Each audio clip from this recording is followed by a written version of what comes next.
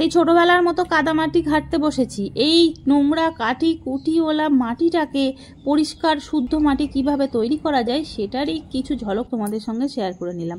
দেখো, প্রথমেই আমি মাটিটাকে পরিষ্কার করে ছেঁকে নিয়ে তারপরে একটা থালার মধ্যে দিয়ে আর একটা পেপার আমি চাপা দিয়ে নিয়েছি। এটাকে কিছুক্ষণ আমি রোদ্দুরে রেখে দিয়েছিলাম, যতটা জল টানার ততটা টেনে নিয়েছে।